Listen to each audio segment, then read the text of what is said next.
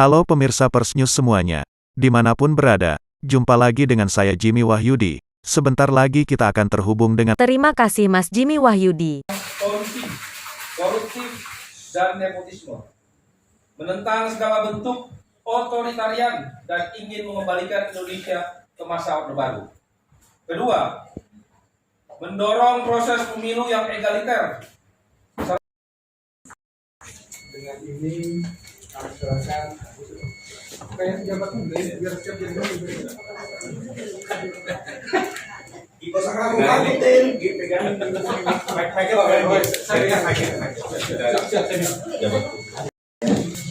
Ini kami serahkan, Mbak, pernyataan kami dan sampaikan salam kami dari alumni Trisakti dan kawan-kawan rekan-rekan yang ada malam ini. Bahwa kami sungguh-sungguh mahasiswa dan rekan-rekan yang lain untuk mendukung Ganjar dan Pak Mahfud.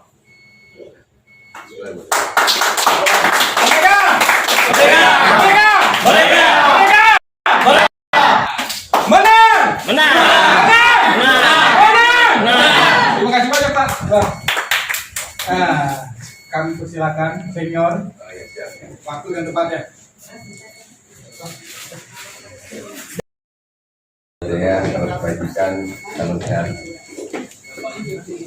Sebelum saya menyampaikan message dari TPN dan Pak Ganjar Pak Mahfud, saya ingin memperkenalkan dulu yelnya Pak Ganjar dan Pak Mahfud. Jadi kalau nanti Bro Togi dan semua kawan-kawan alumni Trisakti mau memberikan semangat orasi, kita punya yel kalau disebut jangan gentar, ada Ganjar. Jangan takut, ada Mahfud. Ganjar Mahfud, menang, menang, menang. Oke, siap ya? Oke. Jangan gentar, ada Ganjar. Jangan takut, ada Mahfud. Ganjar Mahfud, menang, menang, menang. Putar dulu. Terima kasih. Nama saya Denon. Dalam Prawira Atmaja, saya alumni Trisakti, angkatannya malu disebutin. Angkatan 91 arsitektur kampus Grogol. Yang pasti saya jago parkir kalau di kampus Grogol. Masuk geng apa Bang? Ciputra. Iya. Berarti asli ya. Tambah. Saya hadir di sini bersama sahabat saya Mas Satya. Boleh berdiri Mas Satya. Mas Satya ini alumni UI. Beliau ini adalah ketua tim program unggulan Ganjar Mahfud yang bersama-sama saya untuk menyiapkan materi-materi program unggulan dalam rangka Debat Capres. Tentu dalam kesempatan ini saya terima kasih diberikan kesempatan untuk berkumpul kembali. Kalau udah materi sakti itu saya rasanya udah kayak kembali ke rumah.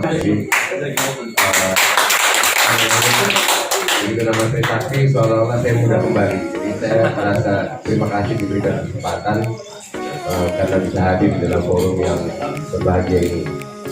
Yang kedua saya ingin menyampaikan permohonan maaf karena Mas Arsyad Rashid berhalangan hadir dan beliau menegaskan langsung kepada saya sebagai alumni Trisakti untuk bisa mewakili beliau menyampaikan message perjuangan beliau di dalam memenangkan Mas Ganjar dan Prof Mahfud.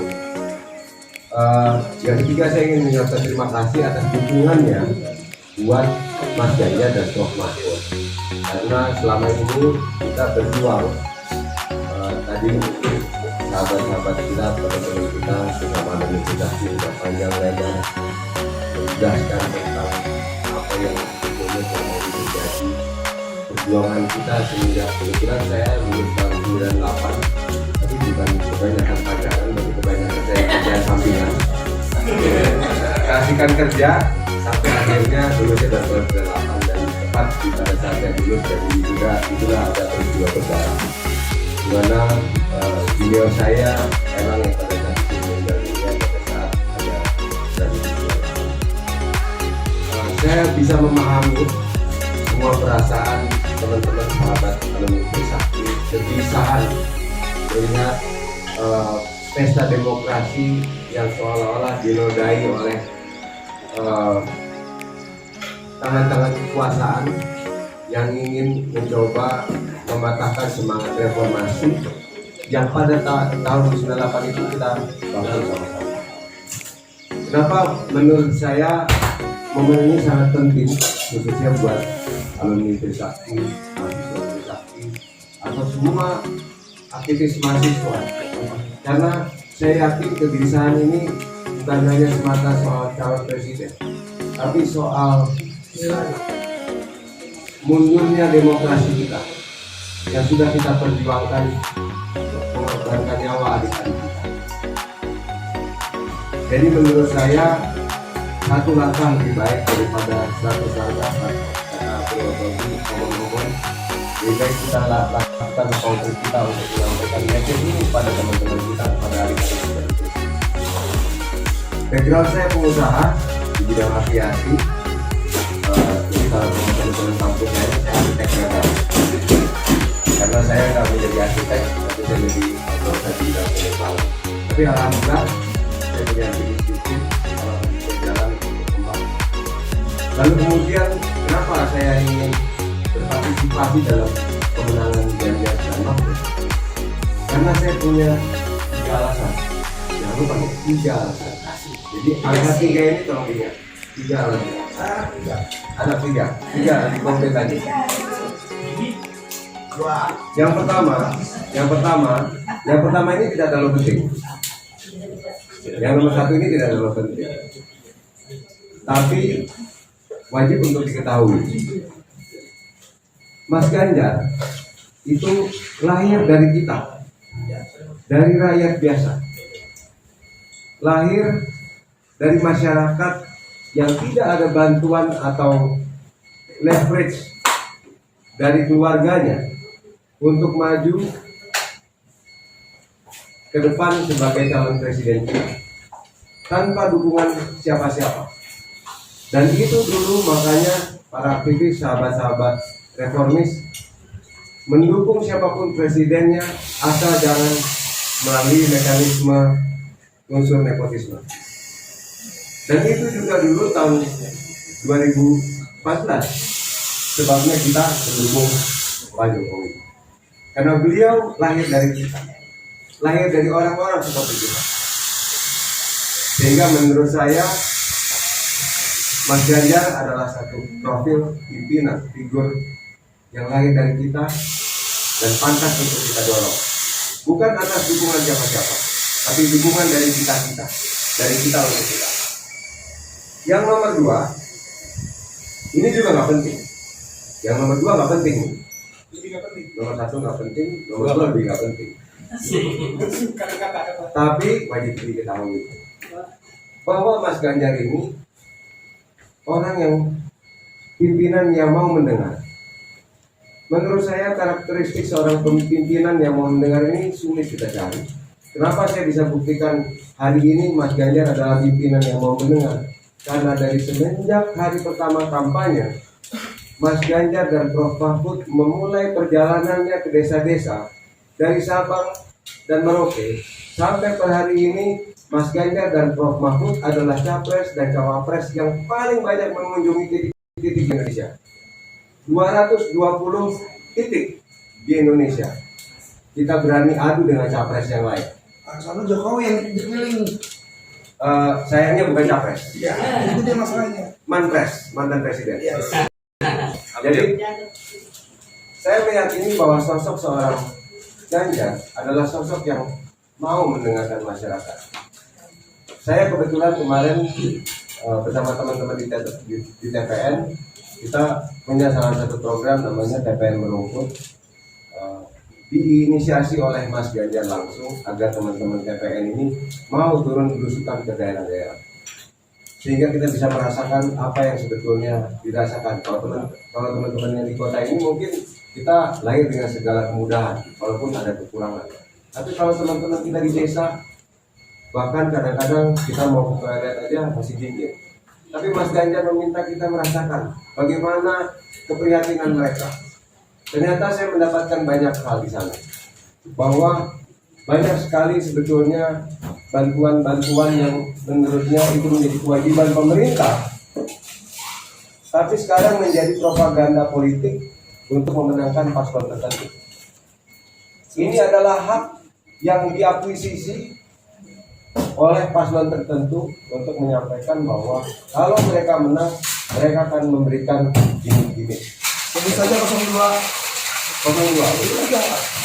Jadi Sama malu. Jadi saya melihat sosok seorang Mas Ganjar ini dengan itikat baiknya keliling daerah adalah upaya dia untuk mendengarkan langsung dari masyarakat. Nah yang ketiga, ini yang paling penting, jangan lupa aja, ini angka nomor 3 ini paling penting.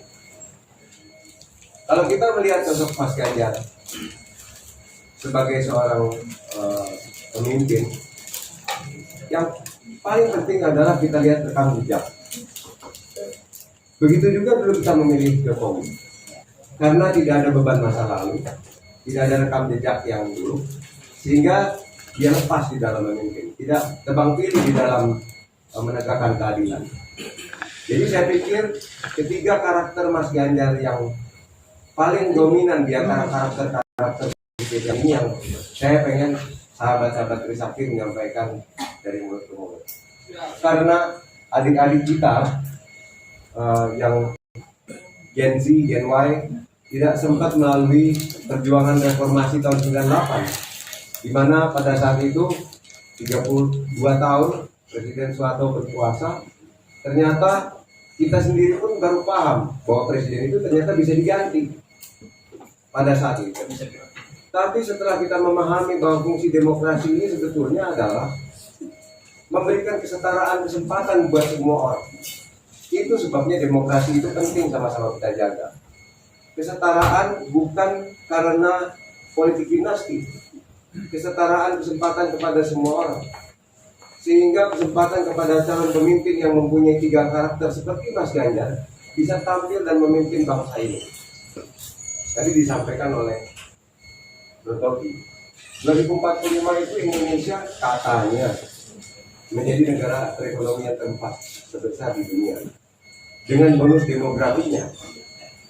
Tapi kalau pola kepemimpinan kita menjadi pola kepemimpinan yang memundurkan demokrasi, tentu seleksi pimpinan-pimpinan bangsa kita ini menjadi terhambat.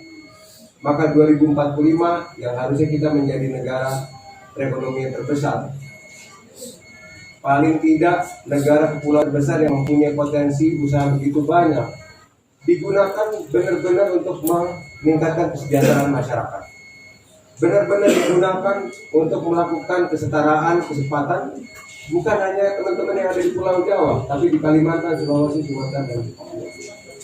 Dan itu yang pada awal-awalnya dilakukan oleh Pak Jokowi.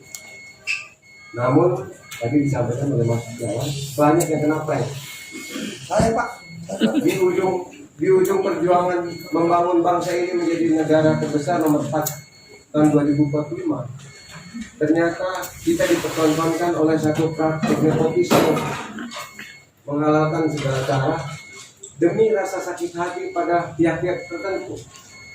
Padahal kita berharap presiden yang selama ini kita bangga-banggakan, karena saya kebetulan ikut bersama-sama dengan rombongan G20 dan G20 keliling Eropa ke Amerika, kemudian pada saat event ASEAN mempromosikan program-program infrastruktur dan ekonomi hijau, ekonomi biru, membanggakan produk Indonesia, di mana program itu adalah milik pemerintah Indonesia yang dipimpin Pak Jokowi. Saya berharap di akhir masa jabatannya dia menjadi presiden yang kita junjung kehormatannya. Kita bangga atas sikap-sikapnya, tidak mendorong anaknya sendiri untuk maju pada kontestasi capres-cawapres sebelum dia mengakhiri jabatannya. Saya melihat di akhir masa jabatan ini membuat reputasi beliau sebagai presiden buat orang-orang kita yang berlatar belakang edukasi yang cukup. Ini satu kemunduran dalam proses demokrasi yang selama ini kita perjuangkan. Jadi sekali lagi saya ingin memastikan bahwa perjuangan sahabat-sahabat Trisakti ini sudah berada di jalur yang benar. Sama-sama kita cuma punya 20 hari ke depan waktu kita. Sampaikan message ini bahwa Mas Ganjar dan Prof Mahfud adalah calon pemimpin yang sesuai dengan aspirasi kemajuan bangsa. Amin. Demi kesetaraan kesempatan bagi semua penduduk Indonesia menuju Indonesia emas. Mudah-mudahan apa yang saya sampaikan ini bisa memberikan semangat buat sahabat-sahabat Trisakti. Tentu ini bukan malam pertama tadi yang disampaikan oleh Bro Tobi. Kalau sahabat-sahabat Trisakti membutuhkan alat peraga kampanye berupa kaos, saya adalah orang yang tepat untuk dihubungi. Jadi kalau teman-teman di dalam 20 hari ke depan akan berkunjung ke daerah-daerah, ke pelosok-pelosok, menyampaikan message yang tadi saya sampaikan, memberikan kaos sebagai bukti bahwa mereka mendukung Ganjar Mahfud, saya akan siapkan, saya akan kirim melalui Tobi. Jadi atas nama perjuangan reformasi Trisakti, saya mengucapkan selamat dan terima kasih. Mudah-mudahan malam ini menjadi malam perjuangan yang sakral buat alumni Trisakti dan mahasiswa Trisakti, supaya kita semua bisa memenangkan kontestasi Ganjar Mahfud di tanggal 14 Februari 2024 besok. Sekali lagi saya tutup, saya ingin berpantun. Saya masih lihat Coba Pak. Coba adik-adik semua nih Bang. ya.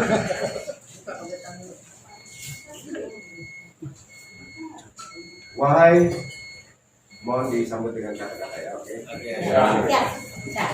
Wahai Ibu Pertiwi, jangan bersedih. Cakep. Karena kami sudah ada di sini. Cakep.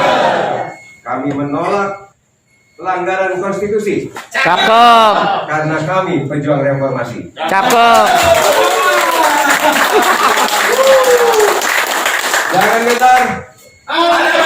Jangan takut. Ganjar Mahfud. Menang. Terima kasih. Wassalamualaikum warahmatullahi wabarakatuh.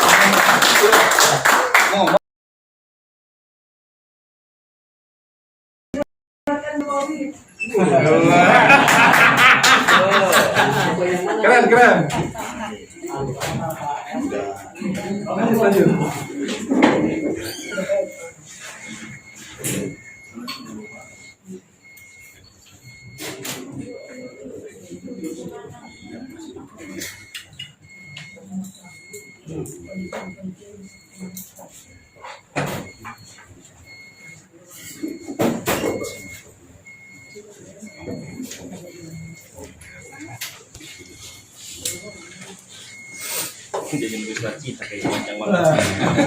Pemimpin yang menjaga konstitusi.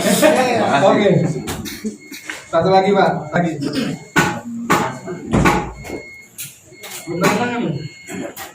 Gantung.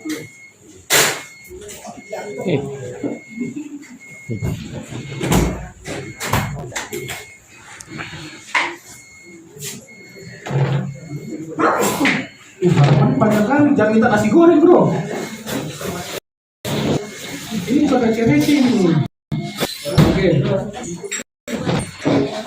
Oh, belum tanda tangan satu. Katari tanda tangan. Nama, oke, satu lagi Pak, satu lagi. Oke. Protes belum ya? Belum.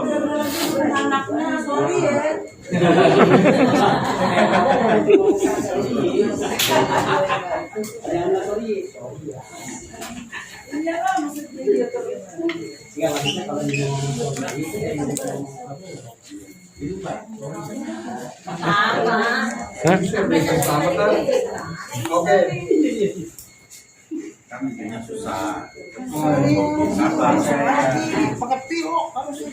Wah, begitu kalau habis di meja.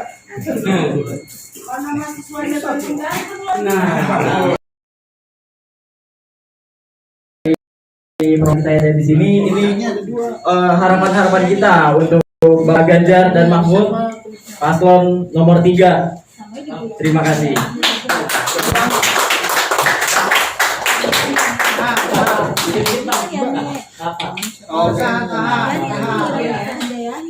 Mantap.